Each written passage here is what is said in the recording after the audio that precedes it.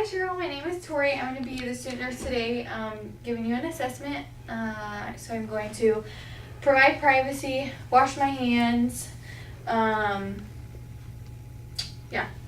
privacy, wash my hands, knock, introduce myself. So today I'm going to be giving you an assessment. First I'm going to listen to get some vitals, so temperature, pulse, respiration, blood pressure. I'm going to ask if you're in any pain. So Cheryl, are you having any pain today? If you could rate it 0 to 10, 0 being the worst, 10 being 0 being no pain at all, 10 being the worst. And then I'm going to listen.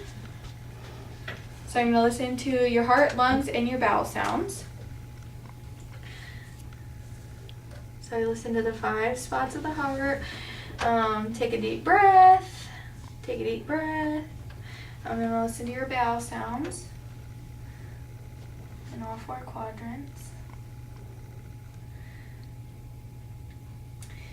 So next, I'm going to ask Cheryl to palpate her breasts in a circular motion, and she's going to check and see if there's any, if they're tender or hard, or if their nipples are intact, if it's warm, cold, anything like that. So she's going to do that, and then checks that, and then I'm going to ask her when was the last time she had a bowel movement. If she has any troubles, ask her when the last time she voided was. If she has any signs of a UTI, burning, odor, stuff like that.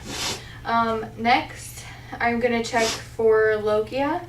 So I'm going to just look in her pad.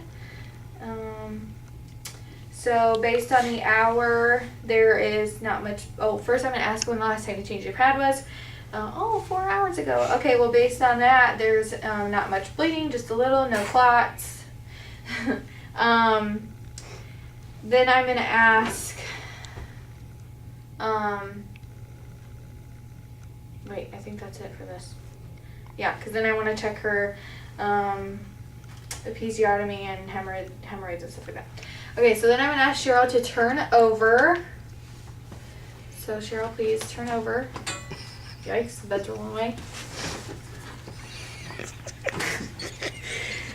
Okay, so I'm going to check her bottom, check for Rita, so redness, edema, ecchymosis, REED, discharge, and A is approximation.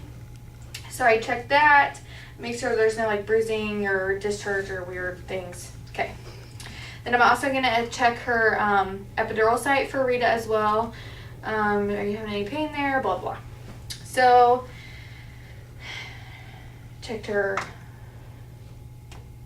Yeah. Okay, so next, I'm going to check for DVT. Sometimes with surgery patients, when they're laying down all the time, if she has C-section or from birth, she might not be getting up. So, we're going to feel for warmth, tenderness, redness, then you can clench her calves and see if there's any pain that could indicate a blood clot.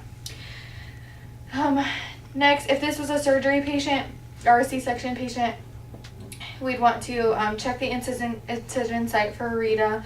Then we'd also want to check her IV site, and a lot of times they'd have a Foley in, so we'd want to check Foley as well, and clean if we need to. Then next we would educate her on 4 things. So you could educate nothing in the vagina for 6 weeks. The bleeding, we could educate her on the bleeding and how to track it by the hour. And if there's too much bleeding or clots, you could call the doctor. Next, we could educate, if it was a surgery patient, to if she, a lot of times with surgery, especially abdominal surgery, it could stop everything. So if she's having constipation problems, giving her stool softeners, making sure that she gets up and ambulates, lots of fluid, stuff like that. And then we could also educate her on to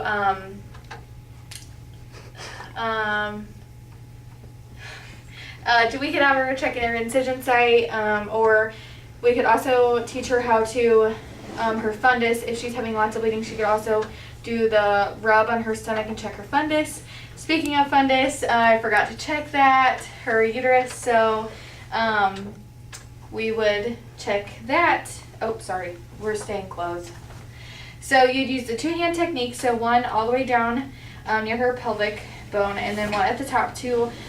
We'd check and see where it is. So, your uterus is firm, it's midline, and it is about 2 centimeters under the umbilicus. So we note that as well. So we teach her all those things, 4 things. Yeah, I think that's all. And then